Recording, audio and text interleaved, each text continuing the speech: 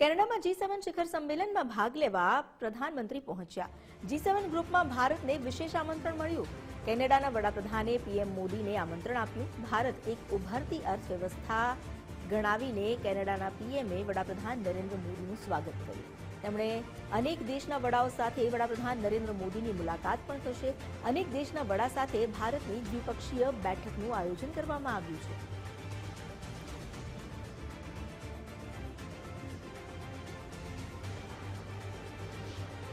नमस्कार, Hind first network में आपका स्वागत है। मैं हूं विवेक भट्ट और हिंद फर्स्ट की टीम पहुंच चुकी है कनाडा के अल्बर्टा प्रांत में, जहां कनानास्की करके एक जगह है जहां पर G7 शिखर सम्मेलन का आयोजन किया जा रहा है।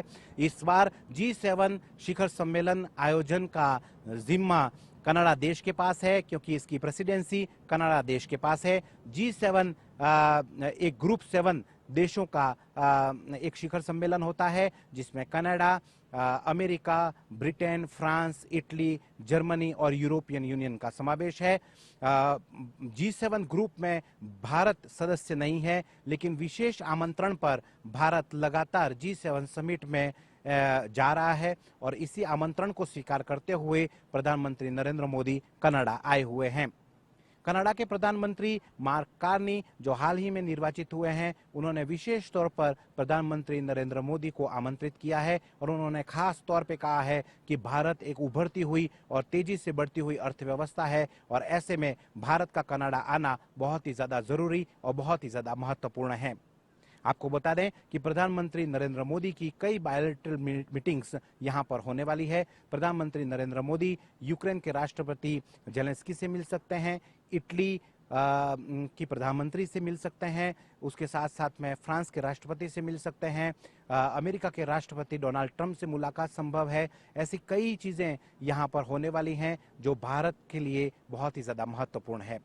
पिछले 2 सालों से कनाडा और भारत के संबंधों में कहीं ना कहीं खटास आई थी, लेकिन मार्क कार्नी का एक सकारात्मक रवैया और सकारात्मक पहल से एक बार फिर भारत और कनाडा के बीच में रिश्तों में मधुरता आ जाएगी, ऐसा यहाँ के लोग मानते हैं। वैसे भारत और कनाडा के बीच में संबंध काफ़ी मजबूत रहे हैं।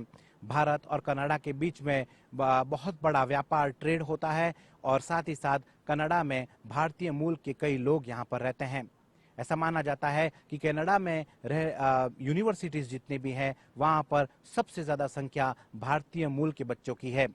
कनाडा की इकोनॉमी में भारतीयों का बहुत बड़ा रोल है और साथ ही साथ अब कनाडा और भारत के बीच एक नए रिश्ते की शुरुआत होने जा रही है और इस नए रिश्ते की शुरुआत का सकारात्मक पहला कदम जो है वो प्रधानमंत्री मार्क कार्नी ने उठाया है। उन्होंने बहुत ही गर्मजोशी के साथ प्रधानमंत्री नरेंद्र मोदी को G7 शिखर सम्मेलन में रहने के लिए आमंत्रित किया और प्रधानमंत्री नरेंद्र मोदी ने उनकी बात मानी। वो G7 शिखर सम्मेलन में पहुंच चुके हैं और यहाँ पर कई सारी अहम बैठकें होने वाली हैं।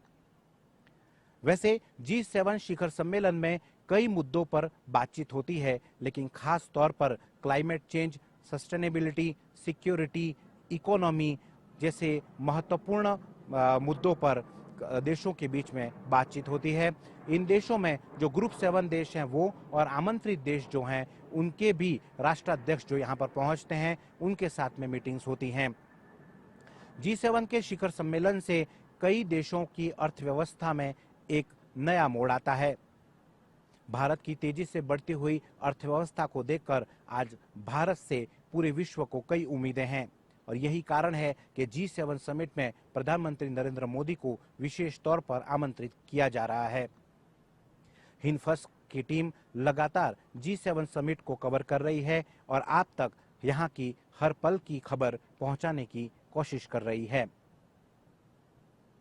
आप देखते रहिए Gujarat first, Hind first network.